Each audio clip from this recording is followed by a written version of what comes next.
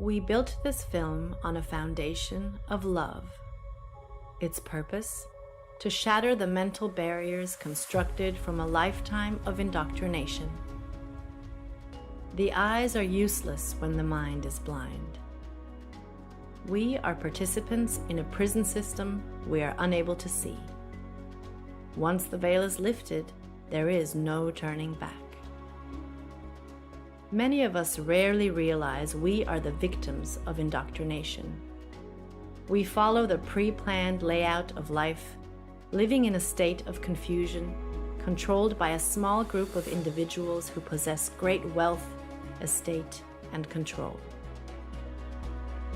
They monetarily benefit by keeping us blind to the true nature of the shape of the earth. Most are too busy to question what they are told or investigate the scientific theory about the physical world and its shape, wrongly taught in schools as fact. Inquiries made on a controlled platform such as YouTube or Facebook are quickly rerouted to videos and content that hold no merit. Misconceptions occur either intentionally or due to lack of research by mixing heliocentric and geocentric cosmology together, causing incoherence that pushes the viewer away from learning. Why would a lie like this exist? What purpose does this level of deception seek to gain? The hard, solid truth is that all the known space agencies and related industries have made untold amounts of money for many, many years, providing nothing but CGI, fisheye lens curvature, and Hollywood-style productions as proof. The following evidence should speak for itself through the testimonies of these professionals, pilots, and witnesses. To find yourself, think for yourself. The most courageous act is to think for yourself. Our greatest wish is for minds opened, questions answered, and the reign of freedom through truth revealed.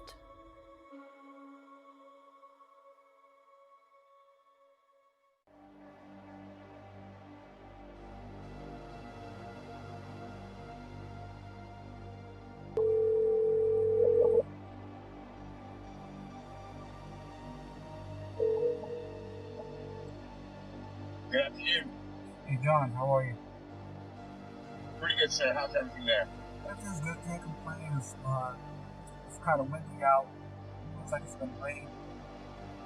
But anyhow, I've been getting hit with these, questions regarding the flat Earth, or trying to get information out of me, and I'm not too familiar with the subject. Can you help me out? Yes, sir. Copy that. I'll give you a couple of relatively quick examples that you can also research and elaborate as well. Number one, I'm a pilot, and when I used to fly out of Long Island towards Nantucket, bottom line here is they're going to give you some type of formula for every 100 miles. They're going to give you some type of XYZ per kilometer squared. Keep it very, very simple. Every 100 miles would be approximately 1 mile. 1 mile is 5,280 feet. The actual number is 6666, which is of Luciferian origin, which really reveals who's behind all the conspiracy and cover-ups, for everything. But the bottom line here is a very simple formula is for every 100 miles, you have 5,280 feet, which is 1 mile of curvature. So 100 miles equals 1 mile of curvature. Now, if I'm going, let's say, hypothetically, from Long Island to Nantucket, that's about $1.50. It's about 150 miles. So it should be 1.5 miles. So let's just take a mile. So with aviation, you fly at certain altitudes, whether you're flying in a easterly, a northeasterly, to a southwesterly direction. So hypothetically, if I'm flying easterly at hypothetically about 4,000 feet, which is an even number. If you add 5,000 feet of curvature, that would be around 9,480 feet, which does not exist. So the bottom line is pilots know every 100 miles that you travel, you would be dipping the nose down to compensate for 1 mile, which is 5,280 feet of curvature. So there's the proof right there that there's something very fishy with this globe Earth situation, because scientifically it doesn't matter.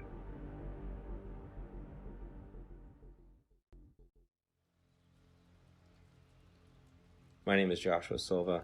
I am a licensed commercial pilot and flight instructor. I have had a lifelong love of aviation and aerospace, and when growing up I even fancied myself an amateur astronomer.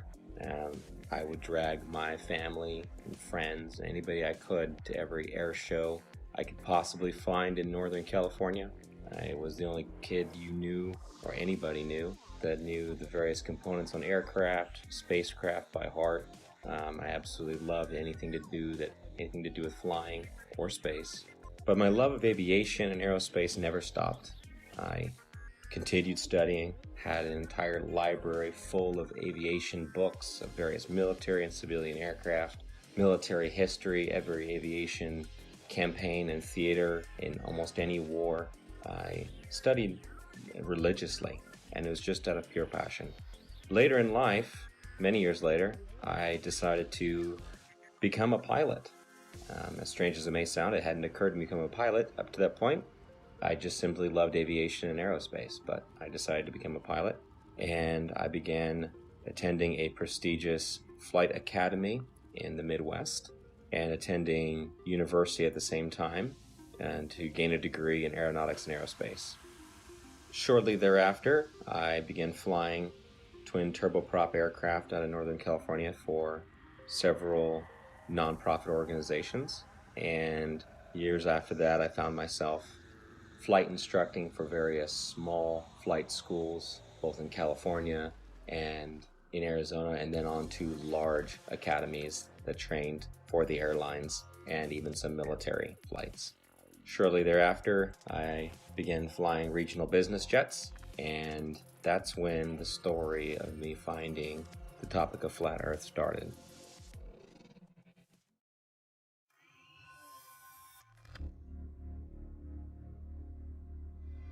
Hola, mi nombre es Héctor Requena.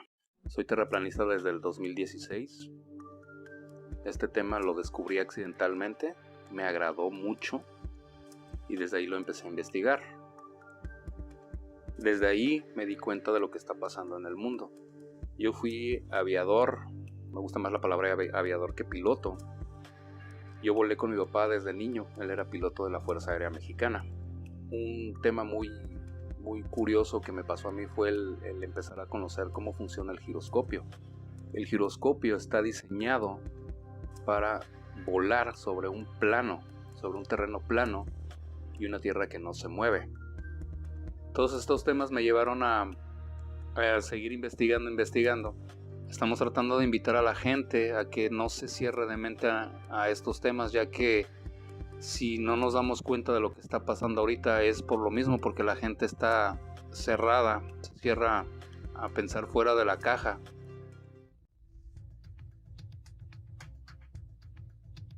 Been a military brat all my life. However, I've been in the industry of aviation for the last 21 years. And I became an FE somewhere around 15 or 16 when I really started looking at conspiracies. I looked into Benghazi because I happen to work on government contracts abroad, overseas. But I've been in aviation for 21 years. Anything from helicopters to aerostats to big birds, little birds, fighter jets, things with engines, no engines, big blades, little blades, compressor blades. Which, by the way, that one's not a hoax. Jets do not run only on compressed air. Contrary to popular belief, it takes compressed air in a blended ratio of air to fuel to drive the now heated gas and rotate the compressor blades. This has been a topic of discussion between FE and, not everything's a hoax. Coriolis effect. With that ties into, obviously with no spin, around the axis points that they say exist at 23.4 conveniently, 66 off the 90 degrees, right? Everything ties into 666 with NASA and all the BS scientists. Our aircraft have things called ADIs, attitude direction indicator, which gives correlation between the aircraft housing or the shell around the gyro itself. The ADI is nothing more than a gyro that will always reference level. I don't care what any pilot says. I don't care what any mechanic tells you. You know, there's a reason that pilots have one book called a Pilot Operating Handbook, and there's every other book, right? From structures to avionics to wiring diagrams to the actual components that make up these systems. That is a standalone system. The ADI does not lie. I don't care how cold it is, how high you are, and some of these guys are pretty damn high. It doesn't matter where you're going. It doesn't matter where you've been. It doesn't matter where you are over the realm itself.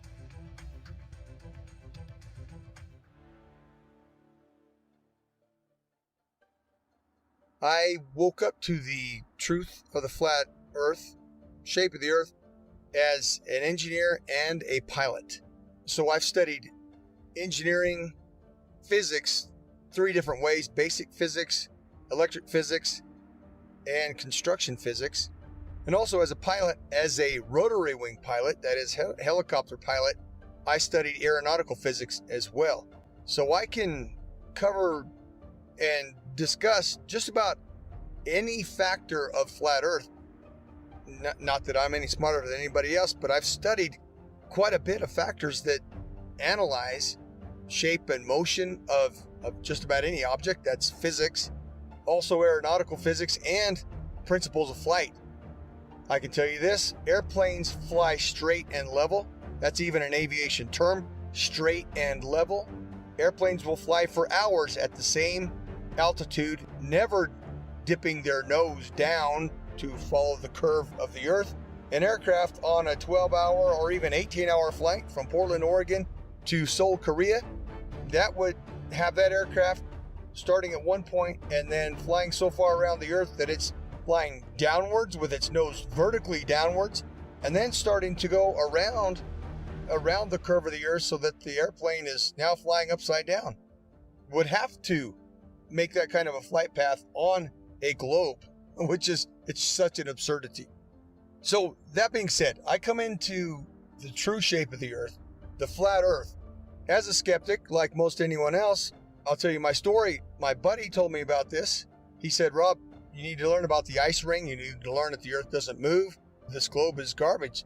And I laughed at him. I said, are you kidding me? I'm not even gonna look into that. He said, that's fine. He said, that's fine. You don't have to look into flat earth. But until you do, he said, until you do look into flat earth, you will remain a slave of the matrix.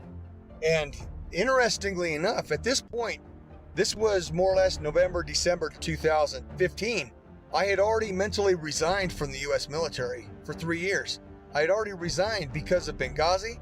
I realized, and I saw for myself, I'd been working with U.S. as an Army officer, working for State Department for a good 10 years. And so what I did, I turned my physics awareness, I turned my studies into analysis of the shape of the earth.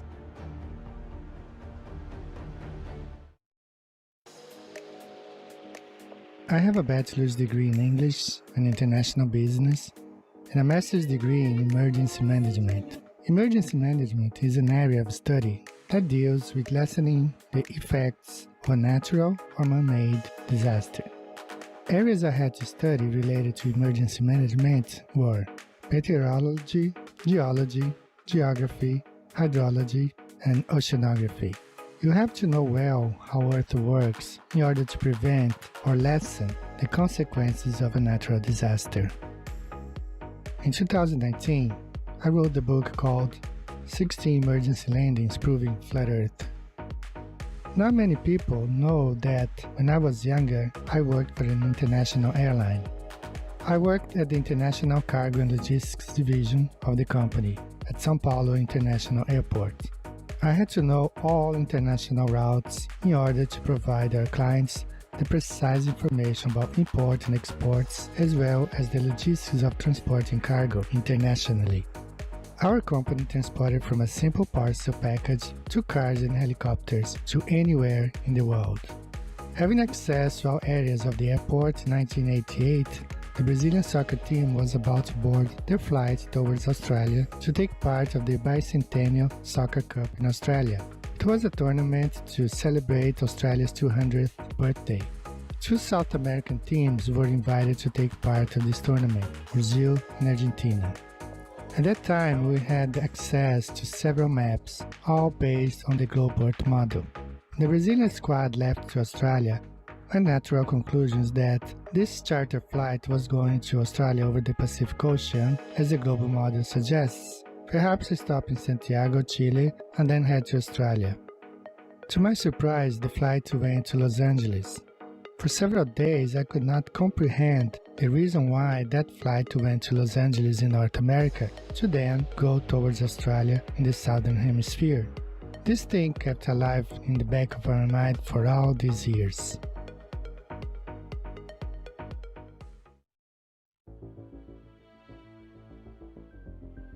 I'm a merchant marine. I've been sailing 15 years. I graduated from the Paul Hall Maritime Center out of Piney Point, Maryland. I primarily sail on container ships, tankers, drill ships, military cargo vessels, you name it, I can sail on it. I sail in the capacity of bosun. My whole title is AB Unlimited. That primarily sail deep sea and coastal, meaning up and down the coast, west coast, east coast, and deep sea is out deep sea across to other continents. What led me to the flat earth was actually my sister. We've always been into the conspiracies and the 9/11 and Sandy Hook and all that stuff. And one day she said, hey, you want to see a conspiracy? You should look into the flat earth. And I looked at her and laughed because I had seen the videos come up in the feed and they showed that disc thing in the space and I laughed at it and whatever. And she showed it to me and I laughed at her. And I went and pulled out my phone and I looked up a video. You can look it up. It's called Dragon Link FPV to Space. And what you'll see is basically an RC airplane that's been taken up about 80,000 feet, and they release it, and then the airplane comes down with power. And it has the Dragon Link system, which is capable of making control and video. Anyways, but they had a GoPro, so you see this curved globe. And you know, that said it for me. When I saw that, I was like, oh wow, look at that. So I brought that down to her, put it right in her face and said, look at that. And looking back, I remember her smile on it was like, you know, okay, she wasn't gonna argue with me. And she said, okay. Later on, I don't know, a couple days later, whenever, I seen it in there and I said, all right, I had nothing to watch. I hit it on the YouTube and I knew within 10 minutes of it. I forget which one it was. I think it was probably one of the documentaries, but it was almost like I instantly knew. And then what happened was a lot of the proofs that I had were before I was a flat earther, such as seeing contacts at 30 miles out with the naked eye on the horizon, which is impossible on the globe model. So much so, it was me, the third officer, and the lookout. We were standing our watch, and I believe we were in the Mediterranean Sea. Look and watch. I say, okay, we got a contact out there. We look and we try and get it on the radar. We get it at 30 miles out. When the chief mate came up, we had told him, hey mate, we got a contact earlier 30 miles out. He said, bull crap, I don't believe you. And we all looked at each other and shook our heads and said, yeah, they got it. He stormed off the bridge, ran down, came back up. He had the Bowditch, which is a thick green book that's everything you ever need to know about being on the ocean, sailing, navigation, everything. And he comes up and he says, the math doesn't lie. And he slams down this piece of paper and he says, our bridge height is at 100 feet versus how far? 30 miles. It should have been behind like 600 foot of curve. I remember 600 and something foot. And he had all the mathematical, of course I didn't know, okay, that's good. All right, he must know what he's talking about. But we're looking like, well, I don't know. We got it on the radar, then the radar must not know what it's doing.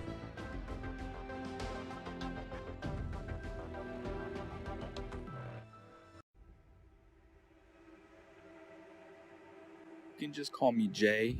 That's what my friends call me. That's what I go by. I just go by Jay.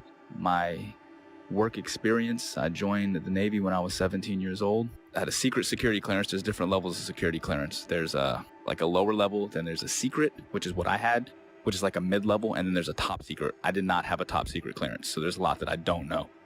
But I did have a secret clearance. So it's basically the mid-level security clearance for the government that I had. And I did that job for 8 years. I worked in operational intelligence specifically.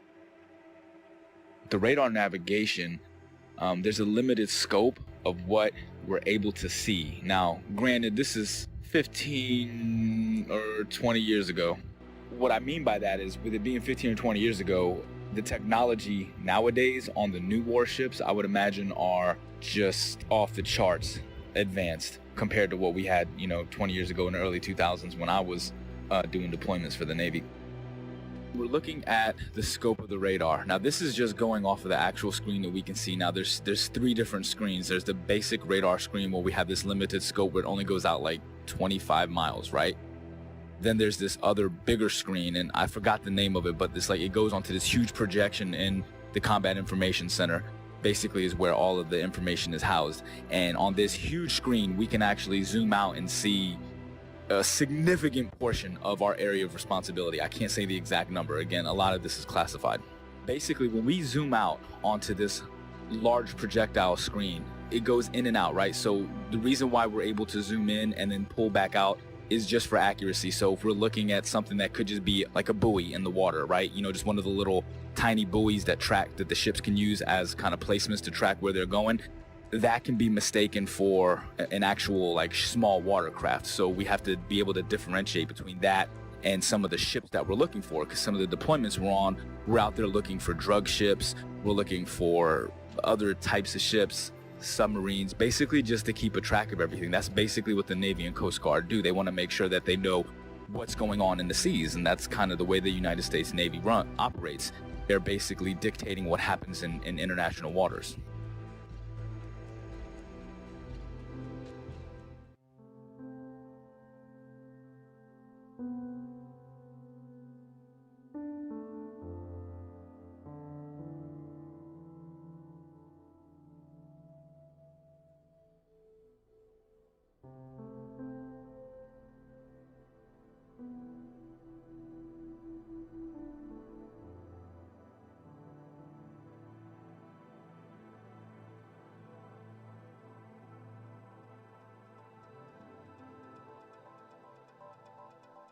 I will be providing my in-depth experience of U.S. Navy submarines and how they prove we do not live on a globe Earth.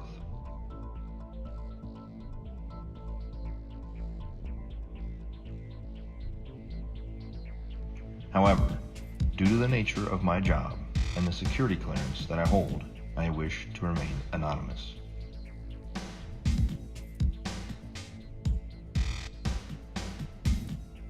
I've worked for the U.S. Department of the Navy as a submarine quality assurance specialist for the last 5 years.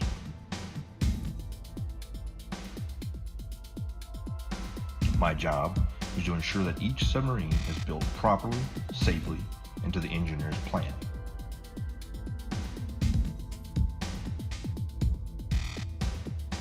I have an intimate knowledge of every aspect of each submarine being built in the shipyard I work in. Now that you've heard a little bit of my background, let me explain how I arrived at the crazy notion that the Earth is visibly and observably flat. I have always questioned the reality around me since I was little.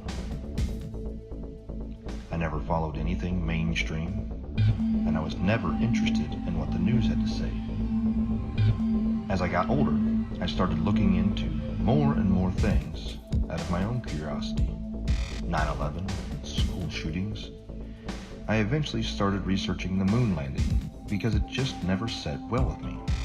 And it didn't take long for me to completely unravel that for the hoax that it is.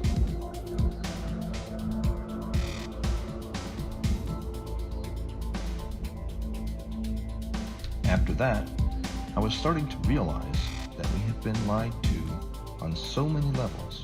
What else could there possibly be? Then I saw a video about the flat Earth pop up on my YouTube recommendations.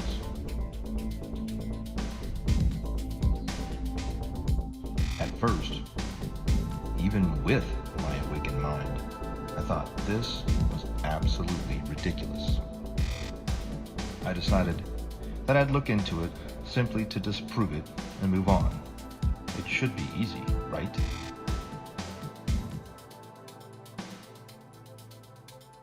That was over 6 years ago, and I still can't disprove the flat Earth. In fact, the more I research it, the more it reveals. This leads me into my submarine experience.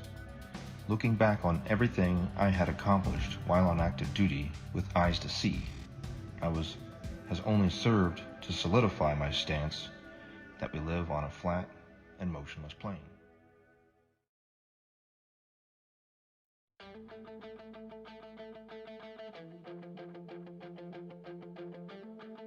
The theory of more land being hidden on Earth as one of the possible motives to hide the fact that the Earth is not a spinning water ball corkscrewing through space is something that many flat earthers have postulated over the years.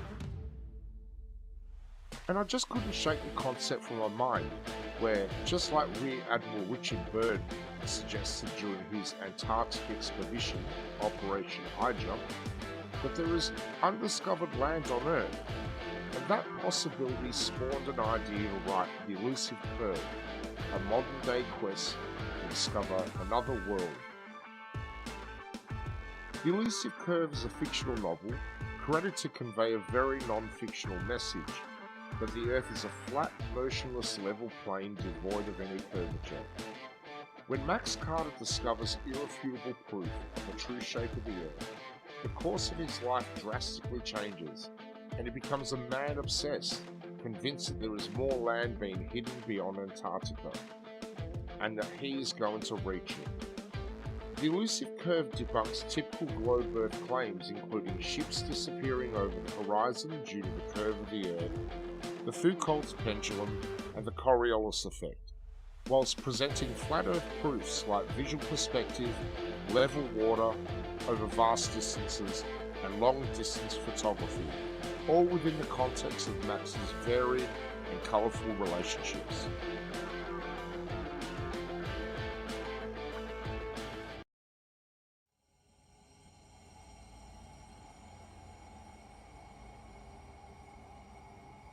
Also, there's a semi-classified naval communications device when ships are communicating ship to ship on the ocean, U.S. Navy, semi-classified laser communication NAVCOM device, which also does data as well. So if they're communicating with ships 70 miles, 100 miles or more, like I said, every 100 miles is a mile of curvature.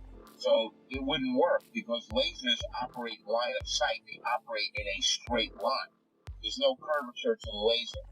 So the bottom line here is the naval NAVCOM classified, semi-classified system that they use to communicate ship to ship, that operates on a laser, and if there was curvature, anything over, like I said, 100 miles is 5,280 feet of curvature, and the ship's diameter is nowhere near that, which you know.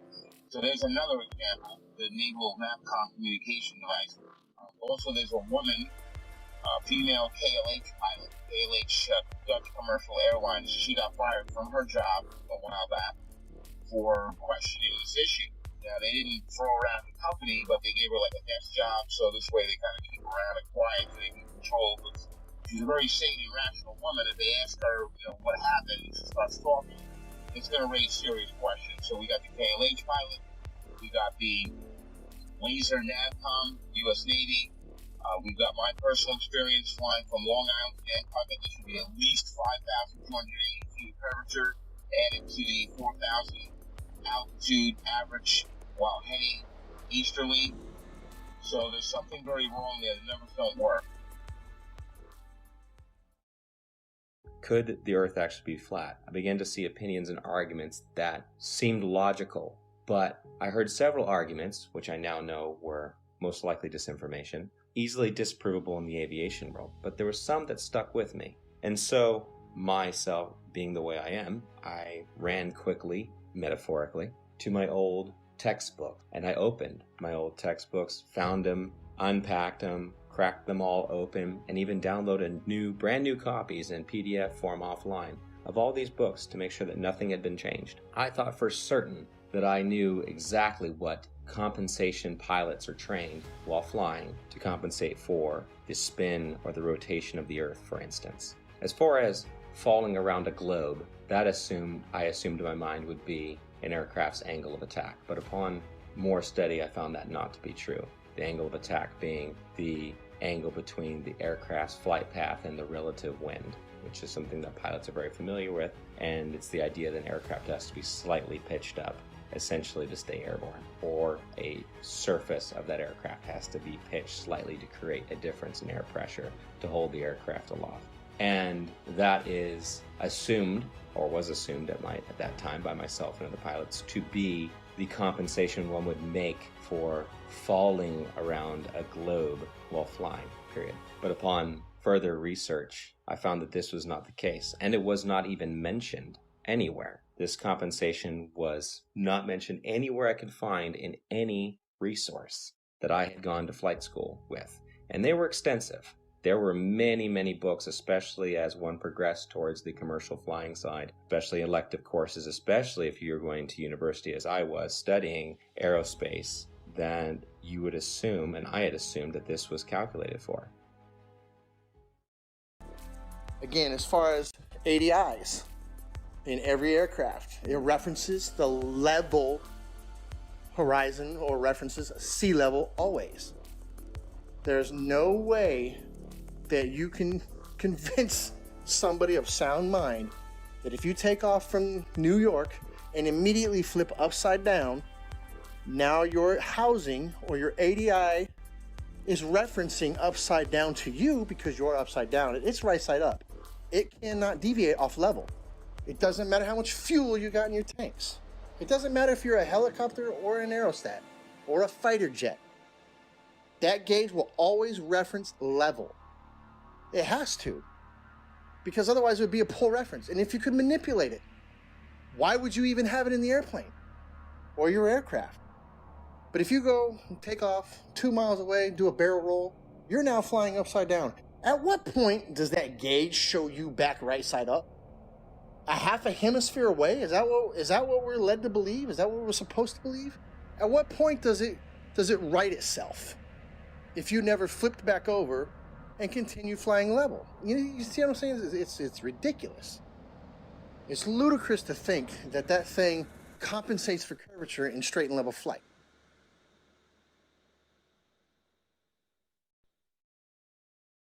The big one that is oftentimes quoted is compensation for Coriolis effect while flying. And this is something I'd even taught my students about, and it's always assumed to be correct. We just assume.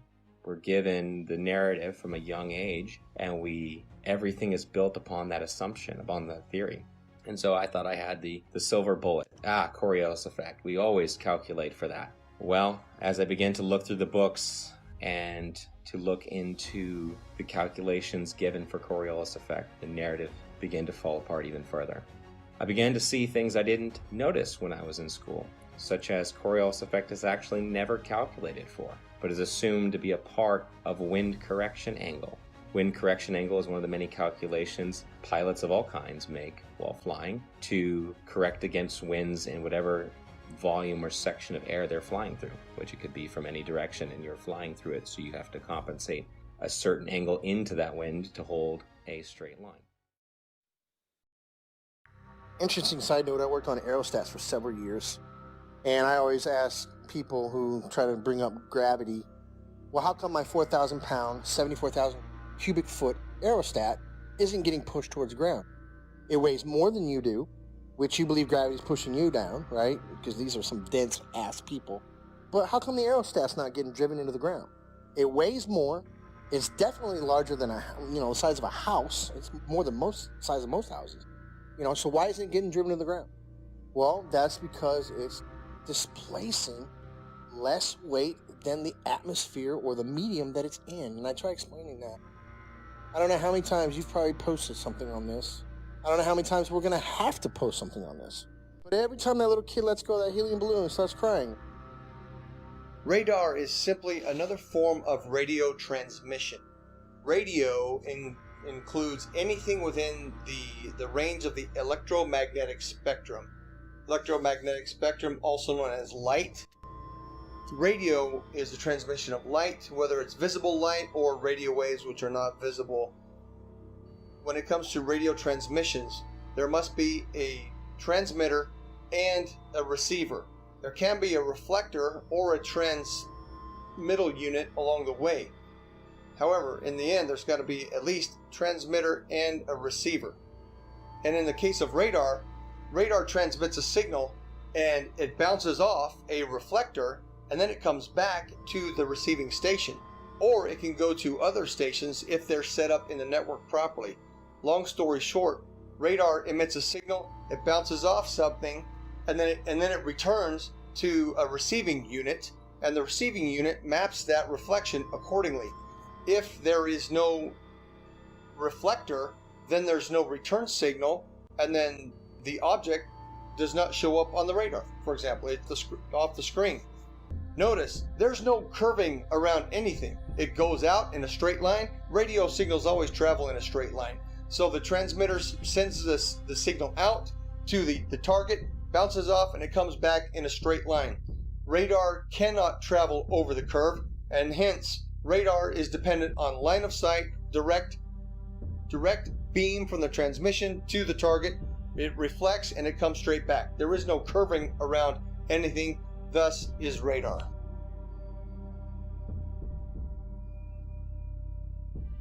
Also, radar works in straight lines. The radar is incapable of curving around a curve, picking up and bouncing back the reflection of what it's picking up. So if you can imagine a ship on the other side of the curve, we'll say 30 miles, 40 miles out, it sends out the radar beam.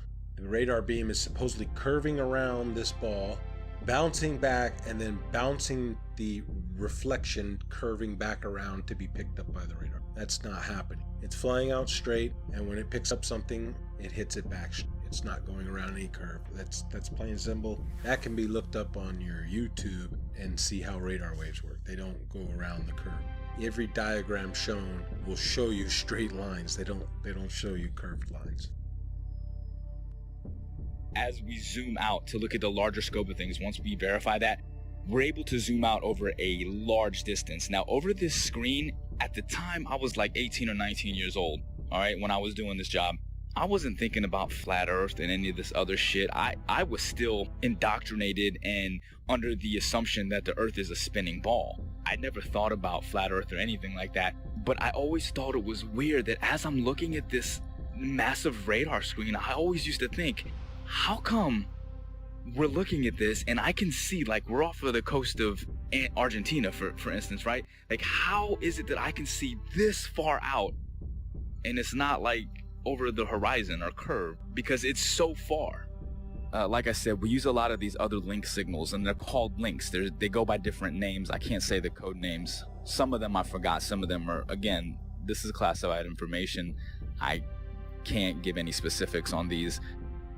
But some of the links that we use, not only do we speak to the actual ships and track them, but we speak to aircraft, 10,000, 20,000, 30 and higher, 30,000 feet and higher is what I'm saying. It's not just a matter that they're 30,000 feet directly. It's not like they're directly above the ship. This is what's interesting, is this aircraft could be 50, 60 miles away and 30,000 feet in the air. So you understand, like, the angle that you have to take to be able to track this aircraft from a ship that's moving on the water? Think about that for a second.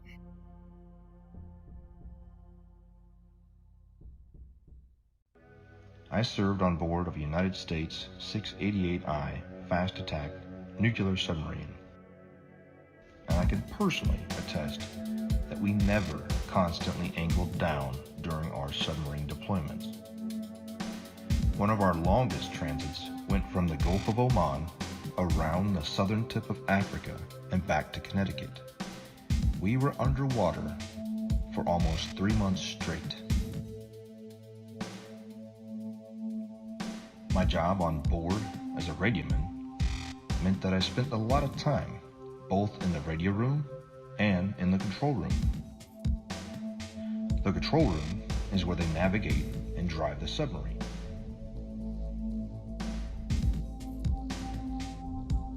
I never once, in my 5 years active duty, heard the officer of the deck or the diving officer give the order to consistently change the angle of the submarine to compensate for the curvature of the Earth.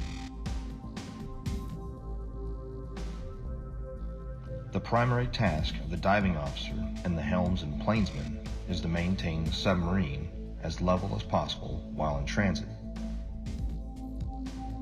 If the Earth had any measurable curvature, I am certain we would not have been able to make this incredibly long transit without accounting for it.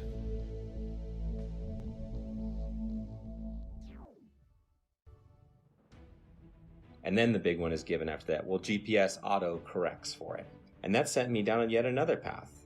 GPS auto corrects for it. If it's a satellite-based system, how is it correcting for spin if it's also spinning over the same body? And why are there large gaps in GPS coverage over large oceanic bodies? Do they just turn them off? It's just not worthwhile? There have been enough aviation accidents at sea, very far from shore, that would say otherwise. And if you gave the American taxpayers, the ones funding these satellites that are supposed to track aircraft, the information that, well, we're just shutting them off because it's not worthwhile, those 3 or 4 jets full of hundreds of passengers just have to use other navigation methods such as dead reckoning, which is basically using a stopwatch and guessing to the next checkpoint, essentially. If you were to tell them that, they would be infuriated. So that could not be the case. Coverage was a problem. Even over large and non-densely populated areas, you would lose GPS coverage, even in jets at times. So this began to unravel the thread of satellites and satellite timing, and the fact that many reels of footage show these satellites being launched by balloon rather than by rockets. How the concept of these rockets doesn't even work to make it past the atmosphere, much less leave something in perfect geosynchronous orbit. I actually had the privilege of working a short time at a satellite manufacturing company in Northern California. Got to see the assembly and participate in the assembly of satellites, space-based satellites, or so they were said. There would be small bottles encased in these structures that were encased by another structure. The small bottles were the fuel cells. These fuel cells were incredibly small, smaller than a diver's tank in most cases, much smaller. And this was supposed to be all the fuel that the craft needed to run and operate, as most are not actually electric, they're becoming electric now, and sustain itself in a perfect orbit by just small bursts from its engine or its propulsion system. But truth be told, I've been to many countries, done many things, all things aviation. I can say with absolute certainty, and I can attest, the plane does not dip nose down to follow the curvature of the Earth, ever. Matter of fact, most planes have an airfoil that are 3 degrees nose up in straight and level flight. And the reason that is simple. If the nose of the aircraft was at 0 degrees or level flying through the air, then it would porpoise, right? It would be quite violent because some of the air would go over the nose and some of the air would go under the nose. And it would cause that nose to go up and down, which is literally like a porpoise or a dolphin out of water. And that's exactly what would happen. So the wings are designed, when they are level, the nose is 3 degrees nose up. The fact, proven from multiple points, that there is no Coriolis to the motion of the Earth. And I'm speaking from a pilot's perspective, also an engineer's perspective, because I obtained a degree as an engineer before I went to flight school. So I'm both a pilot and engineer at once. So, number one, there is no rotation of the Earth, proven by the fact that a helicopter pilot can hover the aircraft indefinitely, motionless, above a single point of the Earth. If the Earth were spinning, as soon as that aircraft left the ground, the Earth would spin out from under it. Now, somebody may say that the air of the atmosphere rotates along with the Earth, which is one of the most absurd concepts imaginable, because if that were the case, then all wind would travel with the Earth. There would be no alternating wind currents when we know that the jet streams fly overhead, clouds move in multiple directions overhead, and a kite flying over the stationary Earth. The fact that a kite flies because of wind passing through, that proves that the Earth does not. That proves that the air does not move in unison with the Earth. Number two, airstrips do not rotate away from a landing aircraft. Anybody who's seen a pilot's view when an aircraft lands, well, the aircraft lands to a motionless airstrip. If the Earth were rotating, the pilot would have to turn to the angle at which the airstrip is rotating away and land at the speed of the airstrip, which is absurd, simply absurd. Airstrips do not rotate away from the aircraft, and on an east to west landing strip, if the aircraft is landing to the west, the airstrips do not land moving towards the airplane. That's insanity. Okay, simply stated. If the Earth was a spinning ball, it is virtually impossible for a ship to be moving at 25 to 30 knots on this curved spinning ball while tracking an aircraft that's probably going 300 miles per hour, 50 to 100 miles away. Really, I mean, these like P3 aircrafts were pretty far and 20,000 feet in the air. It's just virtually impossible. It doesn't make sense. Again, at the time, I wasn't thinking like this, but looking back on the information that I had, I'm like, yeah, there's no way. There's no way that was done on a curved Earth. Literally, the only way that could work is if we are on a flat, stationary plane. We're cruising along. The boat is cruising along in the water. Like, think about it in terms of like a large, like, you know, like those backyard swimming pools. Picture the swimming pool filled up, right? And then your ship, you put a little boat on the swimming pool, and then, you know, you put like a little fake aircraft in the air. Now, from that ship, you're able to see the aircraft. It doesn't matter where you are in that pool, you can track that aircraft. If you're on a spinning ball curve, how the hell can you track an aircraft that could be in a position that's 100 to 200 miles away from you, 30,000 feet in the air from a different angle that's around a curve? It's impossible. There's no way that you could, there's no radio frequency that could track that. I'd like to point out that I see now that I didn't see before is that you have a magnetic compass and you have a gyro on any ship. And I'm not talking about your little Crabberman show fishing boat, what are the deadliest cat? I'm talking about a real deep sea going, unlimited tonnage boat's going to have a gyro. And it is a big, huge box that sits usually behind the bridge or in the chart room. It's a big box and it's basically the gyro compass. Now, if you had two models, I guess, wouldn't you have to have one making the corrections, because it almost never matches the magnetic almost never matches the gyro. It's very rare that we're steering the same course. And they say it's due to deviation and variation is where you know, like the metals of the ship causes it to differ. And then you have the variation of the magnetic fields over the earth is, I guess they change, you know, true north and magnetic north.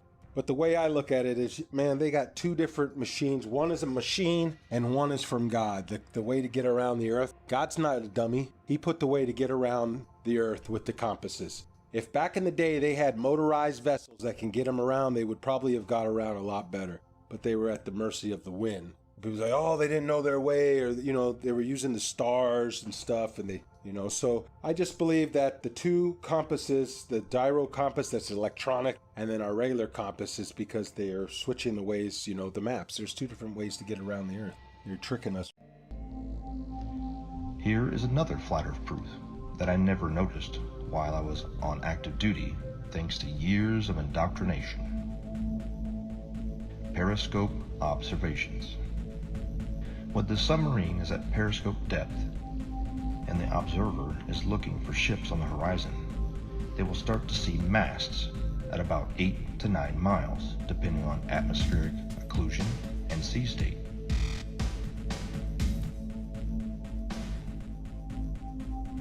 The hull of the ships won't be visible until about 5 miles, depending on atmospheric occlusion and sea state. At 9 miles away, the target should be 26 feet behind the curve, but this isn't what's observed.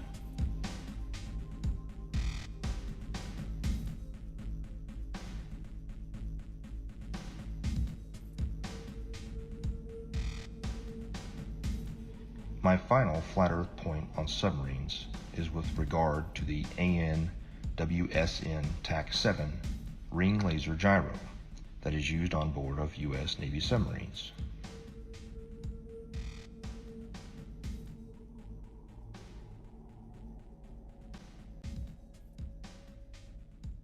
A typical gyroscope, like the ones used on board of an aircraft, is a device used for measuring or maintaining orientation and angular velocity.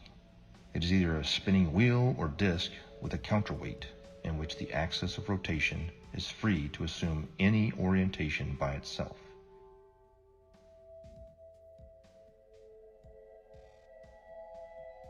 When rotating, the orientation of this axis is unaffected by tilting or rotation of the mounting, according to the conservation of angular momentum. However, a ring laser gyro doesn't have any established weight. They use light as a point of reference. It spins up a disk that shoots out lasers, and it has a digital encoder that deciphers where the laser strikes inside of the gimbal system. No make-believe gravity required. Let's just say we're like 30 miles away. These missiles can shoot much further than that. I can't give you the exact number, but say we're 30 miles away, okay? 30 miles is far. So from our ship, we can track on our we have like a missile projectile. It's like a radar, but it's a little bit different. It's specifically designed to track the missiles. You actually input the coordinates, latitude and longitude of where you want the missile to strike. Really, really high precision accuracy. Really accurate. We hit that launch and the missile, and it will hit that target 30 miles away, even longer than that. Now, here's the thing. Again, that's not possible on a curved Earth. These missiles are huge, 50 caliber projectiles that are carrying massive amounts of explosives in them, okay? Each one of these missiles are probably worth hundreds of thousands of dollars. So whenever you're lining up these missiles to shoot at targets that are 30 plus miles away, if the Earth is spinning, again, now think about this. We're not sitting like on land holding a gun, all right? So picture this. We're on a ship, like actually in the middle of the water, okay? And the missile is shooting off of the bow of the ship. So if the world is a spinning ball and we're on this curved Earth with water and we're spinning 600 miles per hour through infinite space, I'm pretty sure that it would be physically like it wouldn't even make any kind of sense on a physics type level to be able to shoot a missile from a spot in the water on a spinning ball to pinpoint accurately hit another spot. And at night, we were going on one ship, on a military ship, and this is with night vision goggles, 50 miles, and these guys were on the bow. They were not even on the bridge where you'd be 100 foot up. They were on the bow, which is barely probably 40 feet off the water's edge. So these guys, and they have the latest state-of-the-art. This was in 2015. 2015, they had state-of-the-art, what do they call them, night vision goggles. So these things are capable of seeing that far if we live on a plane. You can't deny it. It was so obvious, but not to everyone else. I guess the programming's harder than other people, so they don't want to hear it. But over the years, I have learned the model. I know the model like the back of my hand. I can show proofs. I have ammo now. So when I go out there and I tell somebody, hey, that's impossible, and I'm talking to a third mate or second mate who's an officer who went to college, meaning they paid for their education. Because when you pay for your education and you're making a handsome salary on it, you can't be wrong. How could I be wrong? I'm making a salary, they're paying me, I paid for this career, everything's working great in my life. You are obviously wrong. All the math works. So with that, it's hard. But when you stump them and you start showing them stuff, it's hard for them to say. And then they start saying stuff like, oh, well, what does it matter anyways? I don't care. And there is the 8 inches per mile squared. But you guys can't look at it three-dimensionally. It is two-dimensional. It is the amount of deviation that's required for you to come back inward. If you are walking east from north, meaning you are going around north equidistantly, and you walked in a straight line east 1 mile, you're going to have to deviate 8 inches back to the left to get back on the equator, right? Look at it on the flat earth map, and clearly it makes sense. If you walked 1 mile in a straight line east, you have to deviate 8 inches after each mile to stay on the equator.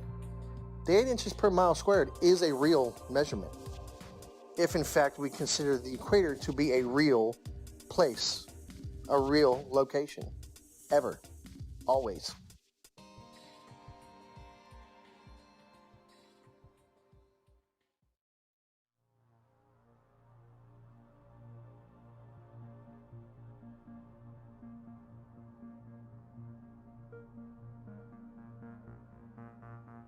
In 2015, I came across YouTube's suggestions for Flat Earth videos.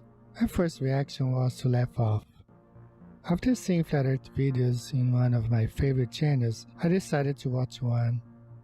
When I came across a Flat Earth map which I had never seen before, it immediately sparked me to look at that flight route Rio-Los Angeles-Sydney. And I could then understand why the Brazilian soccer team went to Los Angeles and then to Australia for the tournament. The Earth is flat, no doubt about it. The following weeks and days were followed by more research and disbelief. I had been a NASA fanboy my whole life, paying 2 visits to NASA's Johnson Space Center in Huntsville, Alabama, besides spending so much money in science and science fiction related documentaries, movies, merchandise, etc. What a waste of time. I also tell mates about they lay down and we use all our charting is done on flat maps, straight lines. They never draw a curved line. Every line is straight. Straight lines. Everywhere we go on a flat map. And I try to point it out to them. And what they tell me is, Mr. Marcator has put all that in there for you. It's all equated in there for you. You don't have to worry about it. All the curvature calculations for it and everything's figured right into the map. So the straight lines and everything are actually bending somehow. I don't know. So these are just the proofs that I see. Along with, you can see the corpuscular rays are much betterly observed out at sea because it's nothing, it's like a desert. And so you can see the sun like a flashlight just shining down in a cone everywhere. If there's a little bit of clouds are right, it looks like a cone. And I point it out all the time to these guys. And I get them thinking, but you know, the programming goes hard on people. And if you're not ready to wake up, well, you're not ready to wake up. You'll just have 1 foot in, 1 foot out. You'll be back in the illusion before you know it. The narrative began to fall apart. I would continue studying and finding that what I fear to be true is reality. That we have been lied to about just about everything. Upon researching military history and then military training and speaking with military gunners in both the Army and the Marine Corps that I know personally, I would ask them about Coriolis effect. And it was always assumed that, yeah, we compensate for the Earth being, you know, a curve, that it would drop. We calculate for the Earth curvature. But even upon asking and having them look into their materials further and my own personal study, again, it found to be an assumed truth with no actual basis in reality. That they would calculate bullet fall based upon angular velocity, drop, friction, amongst other things. And curvature was supposed to be just corrected along with it, just like flying, wind correction angle corrected for Coriolis effect. I've done many of them personally. I've flown more than 1,070 hours in both helicopters and airplanes, and I will tell you factually that aircraft meet their checkpoints, they take off, they meet their checkpoints, and they land exactly as planned on a flat stationary map. No pilot, I say again, no pilot has ever accommodated for the rotation of the Earth when planning flights and takeoff to checkpoints along the way, and then landing. Pilots can plan so well that they can take off and land hundreds of miles away down to within 30 seconds of their planning because the Earth simply does not rotate. A waypoint would be like this. Like, let's say we're out in the middle of the water and we want to hit a target that's like directly to our west, 15 miles away. But that target is able to track our missile coming at them. We don't want that target to know where the missile's coming from, so we can put in waypoint. And a waypoint would be like putting a point out like 20 miles east, and then another point like 15 miles north, and then another point like 10 miles south of that, and then put in our target. You see what I'm saying? So the missile doesn't go directly from the ship to the target. The missile will actually fly to the latitude and longitude of the waypoints that are put in, and then it will curve from there, and it will hit all the waypoints and then attack the target. How is that possible on a spinning Earth? If the Earth is moving at 600 something miles per hour, or whatever they say it is, there's no way that missile could stay. There's no way that missile would be able to keep track. Do you understand what I'm saying? At least that's how I'm looking at it. It may be a little bit harder to visualize if you actually weren't seeing it the way that I would see it, or there, or understanding and putting in the coordinates, or seeing how this actually worked out. But I'm telling you, like, from my perspective, that is one of the things that makes it virtually impossible to accept the globe as this, well, It's a fake lie. It's a theory. It's garbage is what it is. So y'all think the Earth is a ball. Y'all think it's spinning through outer space. And I said, believe in blue green aliens. Well, actually, the Earth is flat. Here I'll give you facts, all the math, science, and all that whatever you need to believe. Come on, can't you see that a submarine couldn't use a periscope, nor a plane use a gyroscope? But Huey doesn't adjust for the Coriolis or sniper looking down the scope. This is all hard to take in and hard to cope, but I hope that I've given enough rope to explore the rabbit hole that our Earth is not a ball and it's not spinning through outer space. If someone wants to prove me wrong, please give me a name and we can debate it all day, anytime, and with real tests, measurements, and evidence. Stop lying to the world's nations. We have real science to back our observations. Don't believe in the indoctrination of the people, cause they don't want you to believe that the Earth is level. Don't believe in the indoctrination of the people, cause they don't want you to believe that the Earth is level. Dig deeper, be a rebel, then dig deeper than a shovel. Keep your mind level, it's flatten the curve and lighten the herd. Give the truth what it deserves, tell about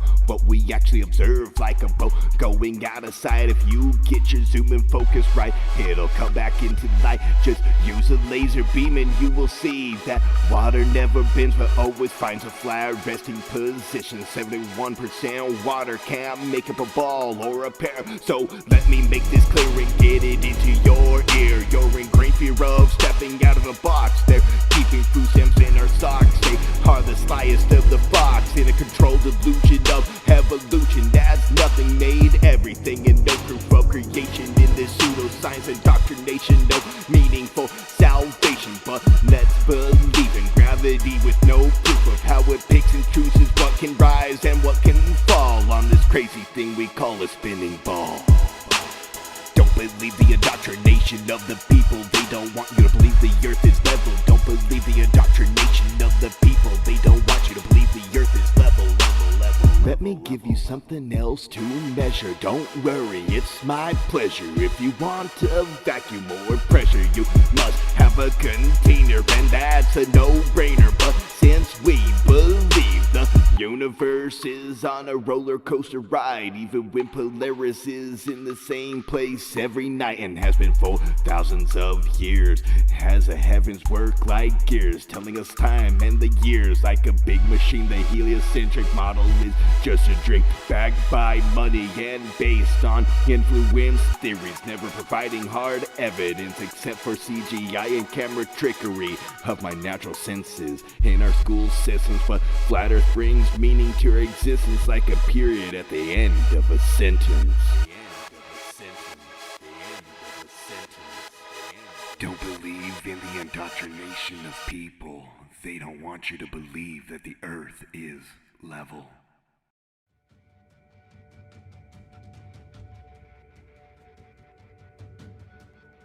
When it comes to a deception this big, it's hard to dismiss. And for the people that say, I don't see how this would affect me either way, you don't know. It's like telling me about Argentina when you've never been there. Or it's like telling me about owning a Corvette when you've never driven one. You haven't experienced it. And if you have been through the Flat Earth Awakening, you know how it would affect you. This quite possibly may be the biggest awakening of mankind. Think about it. If you believe in this mass fallacy, you've been robbed of some senses and you don't even realize it.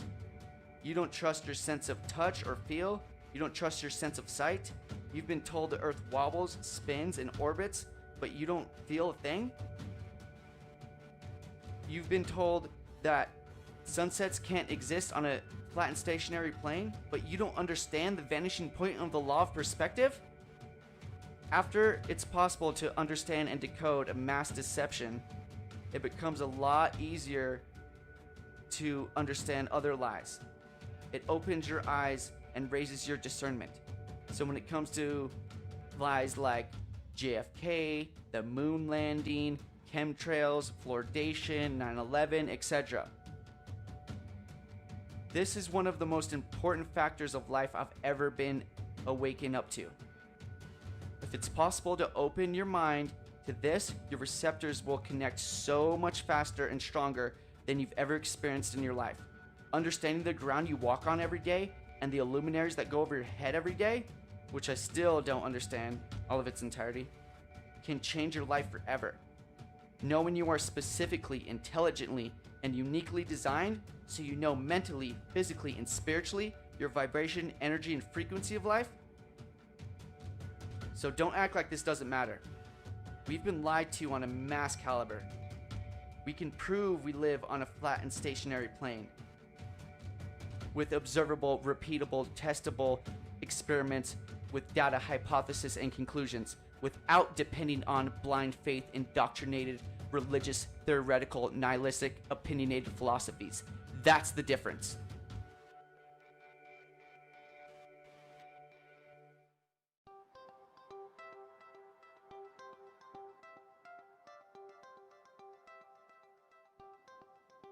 Is it possible that almost everything that we were taught from the time of our innocent adolescent time as children to the completion of our chosen path of studies in college was not only incorrect, but was part of an educational doctrine of spiritual disconnectedness from what truth is and what our reality in the world that we occupy today?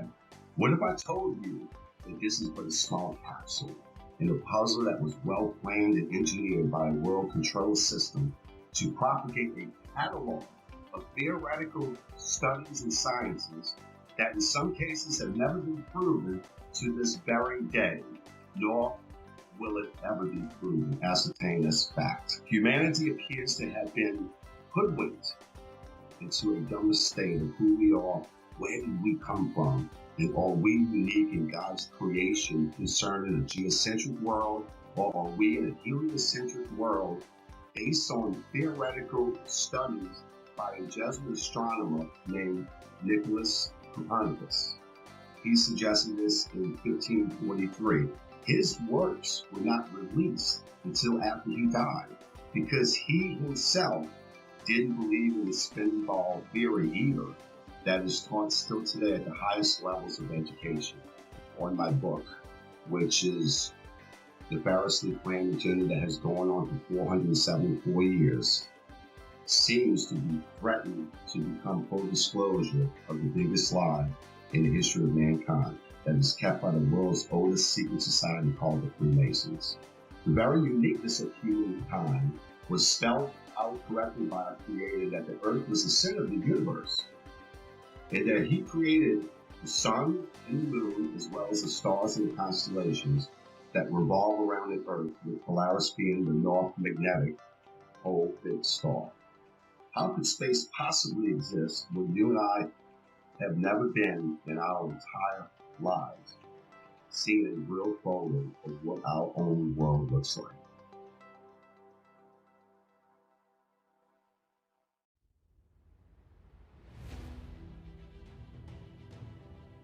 Max must constantly deal with the stigma and ridicule of being the crazy flat earther from friends and family, and bombardment of typical questions like, why would they lie? How could so many people keep such a big secret? And what does the shape of the earth even matter anyway?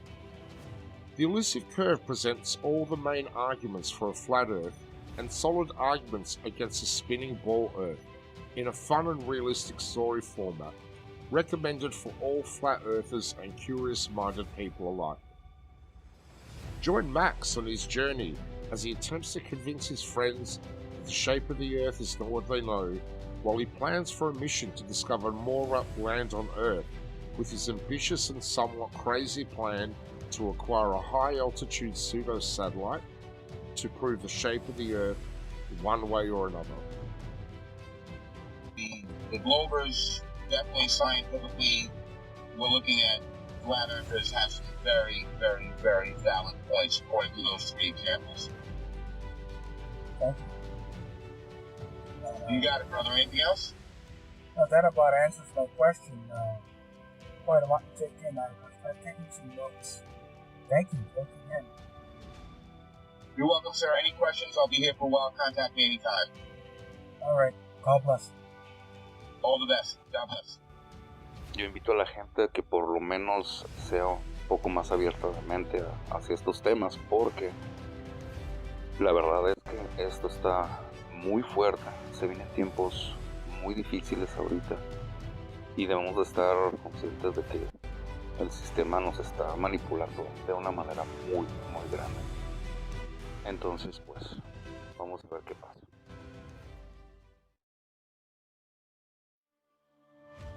So that began my journey down the flat earth. And since that point, I've only found more and more voices, more and more educated people, educators, professionals who are beginning to shed light on this subject in ways that I can only begin to imagine. But I'll never forget the day that I realized my plane wasn't falling around a globe, that I could look out the cockpit window, 185 degrees plus field of vision at 40,000 feet, and not see one iota of drop, but nothing but a flat, beautiful, motionless plane. The assumed calculations that we made that were compensating for Earth rotation were just a part of a calculation based upon wind speed and the angle we had to hold in order to fly against that wind and go in a straight line to our destination. It's one of the most freeing truths I've ever experienced, because in some small way, the idea that these other conspiracy theories and things we've been lied to about are true. But this biggest one is the biggest truth of all. We've been lied to about everything. It means we can start over. We can start again. At this time, at this point in our history, we are uniquely positioned to make that change.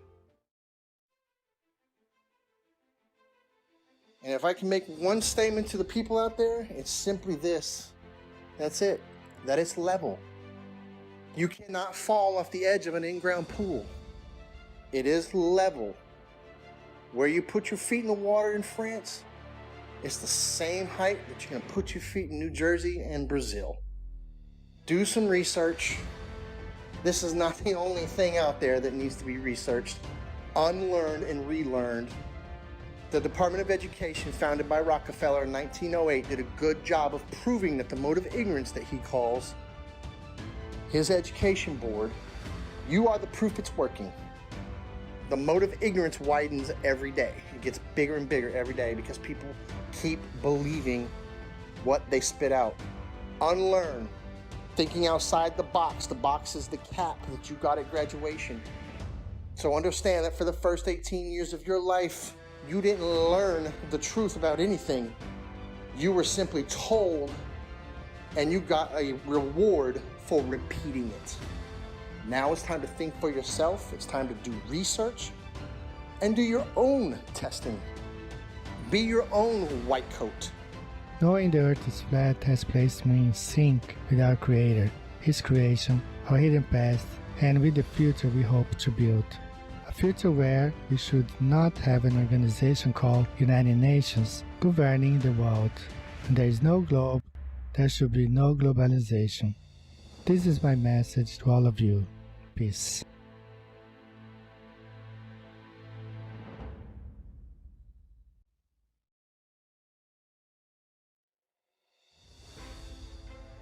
My message to the people is that if you're watching this documentary and it strikes a chord with you, research it. Find out more about it. So my message is research it. Get all the ammo you can, because if you try and go out and tell your family member or friends or coworkers and you try and tell them this, hey, that, they're going to laugh at you. And if you don't have the ammo to defend it or the right content to show or to start a kindle a fire with somebody's interest, if you don't have that, you're going to get laughed. I made the mistake of when I just knew it. Right when I seen that video, I said, okay, it makes so much sense. I knew it right away.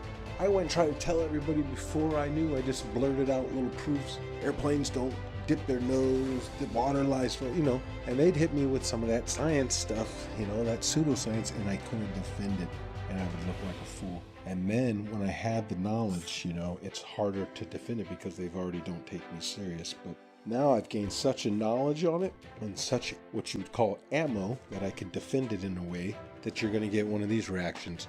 well, what does it matter if it's round or flat? My life doesn't change, doesn't matter, either way. That's how you know that you're striking a chord. Their ego doesn't have anywhere else to go. So from there you can work on them. But like I said, learn the model, learn to defend the flat earth model before you tell your coworkers, loved ones, or anybody, for that matter that you don't know, because people you think that you know well are going to look at you like you're crazy.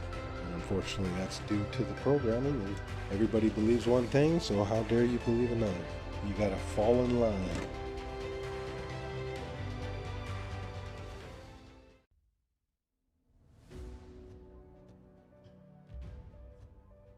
So if you're able to actually open up your mind, look at things objectively, allow yourself to break free from the indoctrination bullshit that you were taught, you'll feel more free. You'll see the world differently. You'll love more deeply and compassionately. You'll appreciate life more. That's how I lived my life. A couple years ago, honestly, I can tell you this. I just hope and pray with all my heart that, as the years go on, this is probably not something I'll see in my lifetime.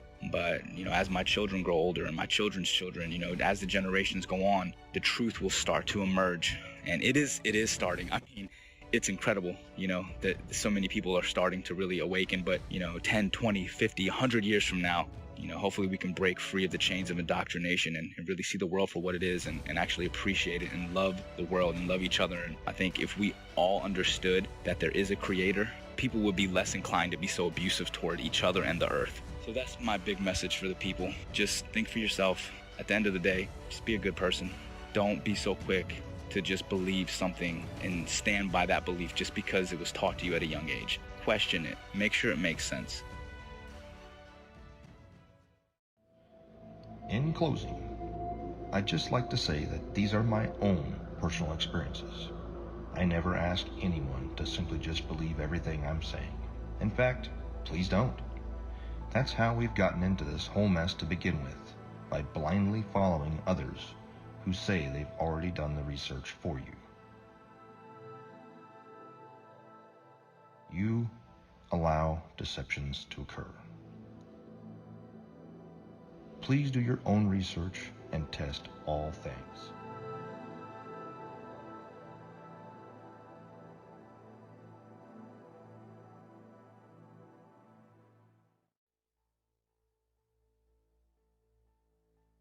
All space agencies are part of the cover-up because they are also Freemasons. It is my consensus that space is fake.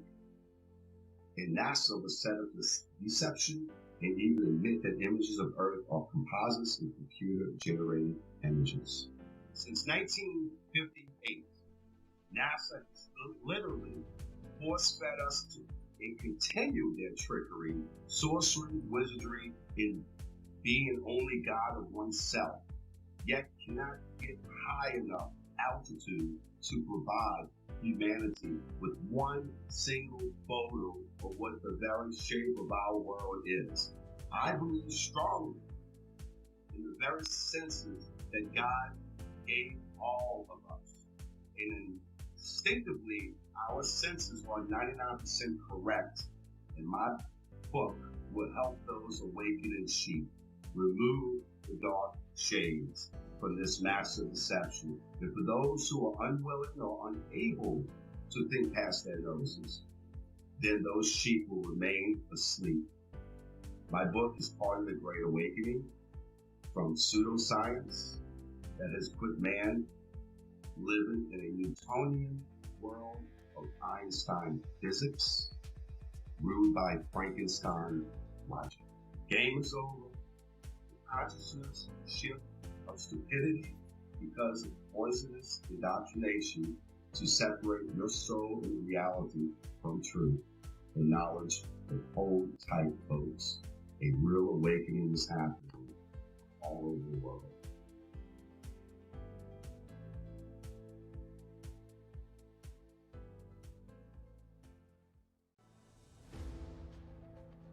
The curve of the Earth, the spinning ball, as well as evolution, dinosaurs, nuclear bombs, and everything else that they teach in the schools that's not founded on scripture. Number one, it's mathematical, geometric, geospatial, geophysical, and in all other respects, The spinning ball Earth is a scientific absurdity, provable by observation and measurement and repeatable science experiments. The spinning ball Earth does not exist. There is no curve to the Earth. There is no Coriolis. There is no such thing as a spinning ball Earth. And at the end, the Bible, which was a textbook, and I say again, a scientific textbook written long before any of the universities we have today, the Bible says the Earth is flat and stationary. So therefore, we can dispense with all of our science school learning that doesn't agree with the Holy Scripture. The Holy Scripture tells us that the Earth is flat and stationary. All of our measurements, and indeed our personal senses, tell us that the Earth is not moving. There is no curve to the Earth. Jesus Christ is the Son of God. The Holy Scripture tells us the nature of the Earth. The Earth is flat and stationary. Pride, ego, and reputation are three characteristics I see in every spinning ball believer. Let your pride down, knowing you've been heavily deceived your entire life. Let your ego be washed away, knowing it's possible you've been manipulated on such a scale as this. And stop caring what people think about you. I'm not saying be as external and abrasive as some of us. Just realize that yes, we are human, and we can be programmed to think certain ways, but also know we can be unplugged and become critical thinkers, observers, and researchers without being told what and how to think. From an education system that runs kindergarten curriculum all the way up to Harvard, that was bought over by the Rockefellers a long time ago. This is our time, not theirs. It's time to stand up and start acting instead of relaxing and being told how and what to think. From mainstream outlets that are owned by the Bilderberg Foundation, the Triangular Commissions, and the Council of Foreign Relations. Think for yourself and stop falling victim of popular public opinion that are owned by these anti-God secret societies. In my in particular gifted opinion, the most precious gift God gave us is free will, but it's up to us to choose what's right and what's wrong, what's light and what's dark, what's positive and what's negative, what's yin and yang, what's in motion and stationary, what's flat and what's round, what's good and what's bad. We can't tell you what to do. I can lead you to knowledge, but I can't make you think. It's your choice to take the blue pill and go back to sleep, or to take the red pill and stay awake the rest of your life, knowing you are chosen. Because many are called, but few are chosen. And I promise you, once you go flat, you do not go back. They couldn't stop this movement if they tried, because truth prevails. Rest in peace, the globe. Every truth has a specific time and moment to manifest itself. Technology being the catalyst for this truth to re-emerge and reveal itself again. And proof that it's not a myth, fantasy, or a misunderstanding of our ancestors and all ancient cosmologies. The geography of Earth that is flat and also disguised in words like plains, the Great Plains, the lowlands of Europe, the flatlands, the savannas of Africa, the Amazon basin, the salt flats, the mud flats, the depressions, the Arctic tundras, the tablelands of Australia, the steppe of Russia, grasslands of Argentina, the ice sheets of Antarctica, the wetlands of Florida, and the levels of England. Over these vast plains flows rivers and canals like Nile, Amazon, Mississippi, and countless more, for thousands of miles flowing level in every direction. The oceans and seas that occupy 70% of Earth is flat and level water, but science have no way to prove that it curves or sticks to a spinning ball by a magic force called gravity. The majority of the seabeds of the seas and oceans are abyssal plains. As we say, as above, so below. The longest line of sight of observing Hudson Bay at 1800 miles and my own Himalayan ranges observations on 2 occasions of plus 2000 miles It's just impossible on a globe Earth. No physicist can debunk the testimony presented here by the first category witnesses, nor the real geography, nor the longest line of sight, nor the countless researches, investigations, and evidences that prove we live on a flat and stationary plane. The one who needs to prove that it's legit or not is the globe.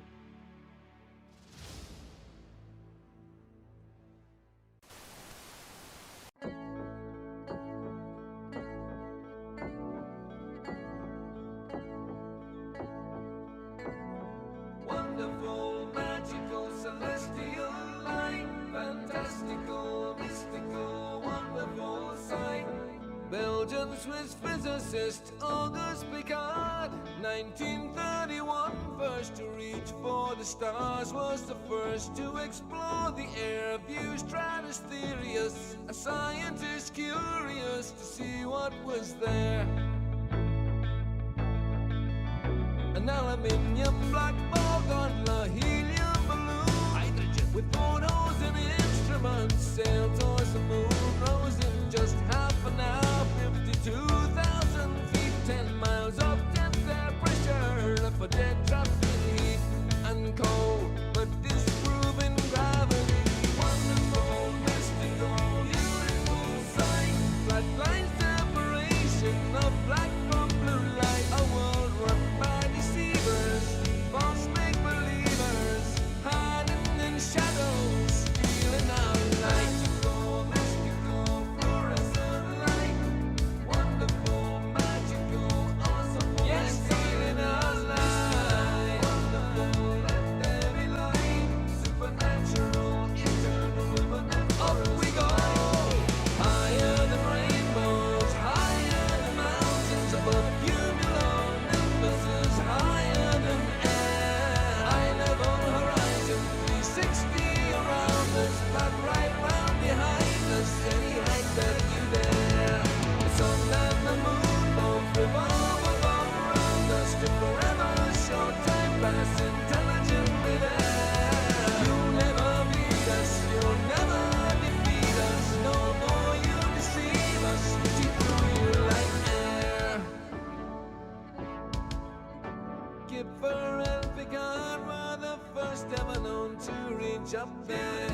Divine, luminescent light, mystical, wonderful, celestial light. So what was their eternal testimony? What did they report back to humanity? Said it seemed like a flat disk far as eyes can see, with an upturned edge fading into infinity. A mystical, ethereal, celestial sight, a divine creation, a clockwork of light, designed hid by deceivers and false make-believers, still cowering in shadows, still fearing our light. Here we go, higher than Everest, higher than airplanes, above zero cumulus, higher than air, high level horizon, 360 around us, no motion beneath us, no spinning, no fair. Stars on the firmament, turn along around us, to forever show time past geometrically there. You'll never beat us, you'll never defeat us, forever beneath us, we see through you like air. Mystics on a luminous light, fantastical, magical, bright, we see through you like air. Magical, angels of light, beautiful, wonderful, celestial light. The first to see truth when they reach for the stars, explorers and physicists, Kipper and Picard.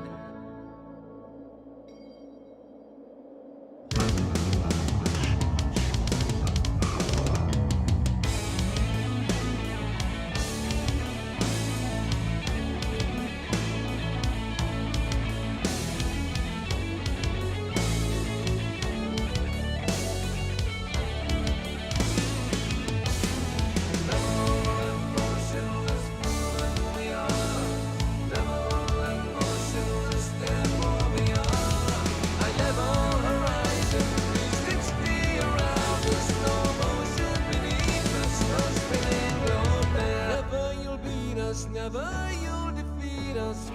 forever beneath us. We see through you like air.